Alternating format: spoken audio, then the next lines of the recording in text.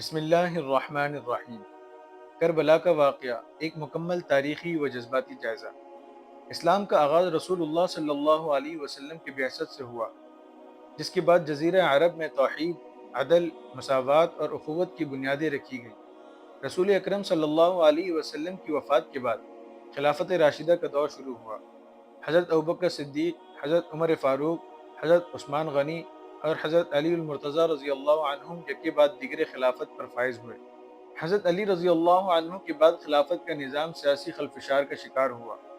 ان کے بعد حضرت حسن رضی اللہ عنہ نے 6 ماہ خلافت کی، پھر حضرت معاویہ بن ابی سفیان رضی اللہ عنہ سے صلح کر لی، بشرطے کہ ان کے بعد خلافت دوبارہ شورا کے ذریعے طے ہوگی، مگر حضرت معاویہ رضی اللہ عنہ کے بعد یزید بن معاویہ کو خلافت دے دی گئی، جو کہ اسلامی اصول شورائیت کی کھلی خلاف ورزی تھی۔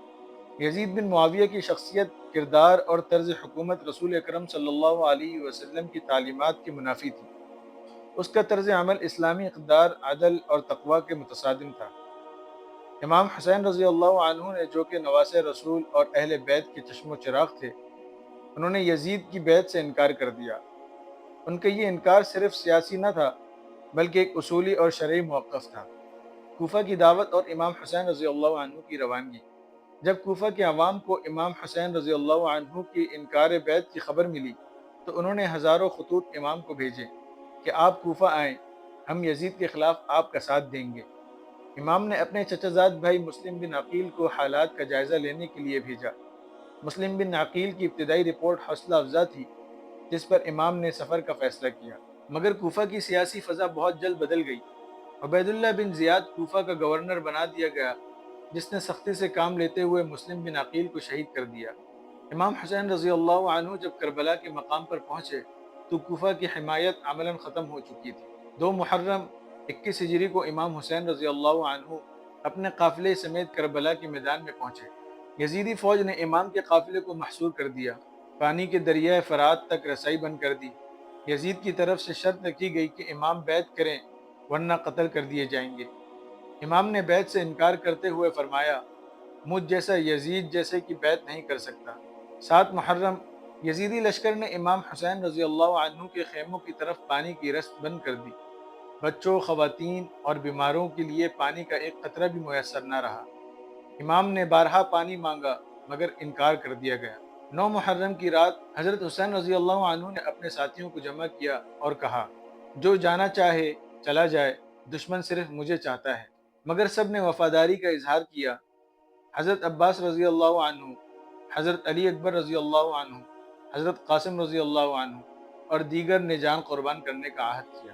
امام نے یہ رات عبادت، دعا، مناجات اور قرآن خوانی میں گزاری۔ 10 محرم 61 ہجری کو کربلا کا وہ المناک دن طلوع ہوا جو تاریخ انسانیت کا سیاہ ترین باب بن گیا۔ حضرت حسین رضی اللہ عنہ نے نماز فجر با جماعت ادا کی اور اپنے ساتھیوں کو صف بند کیا۔ کل 72 افراد آپ کے ساتھ تھے، جبکہ یزیدی لشکر 30,000 سے زائد تھا۔ جنگ کا آغاز انفرادی مقابلے سے ہوا۔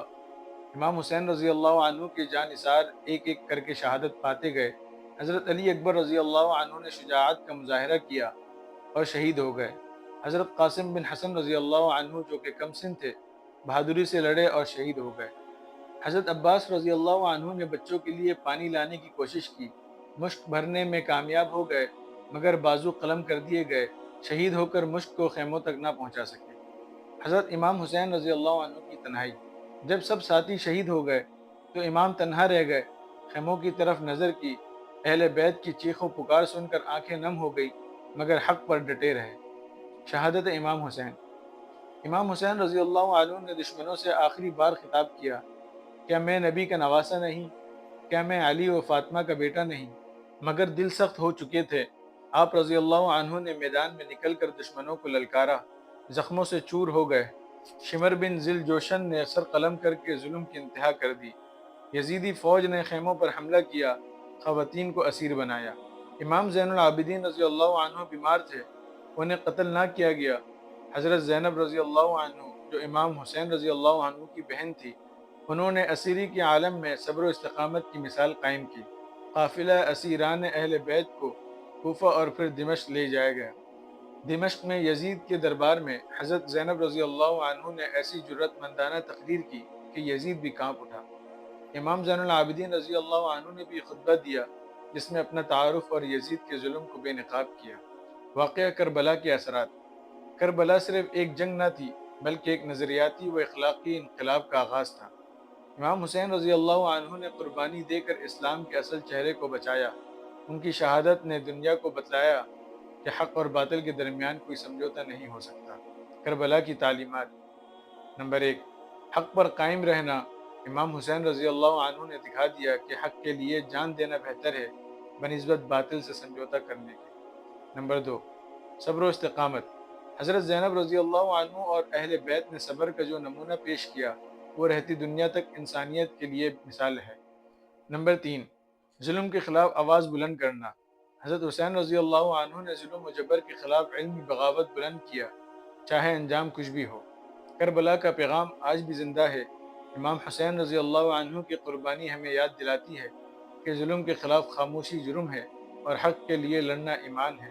چاہے حالات جیسے بھی ہوں، باطل کے سامنے سر نہیں جھکانا چاہیے۔ کربلا کا واقعہ ایک ایسا دردناک باب ہے جو رہتی دنیا تک مظلوموں کے دلوں کو گرماتا رہے گا۔ امام حسین رضی اللہ عنہ کی قربانی صرف شیعہ یا سنی مسلمانوں کے لیے نہیں بلکہ پوری انسانیت کے لیے مشعل راہ ہے۔ انہوں نے دین اسلام کو بچانے کے لیے اپنا سب کچھ قربان کر دیا۔ ان کی یاد منانا محض سوگ نہیں بلکہ عہد ہے کہ ہم ظلم کے خلاف کھڑے ہوں گے اور عدل و انصاف کی راہوں پر چلیں گے۔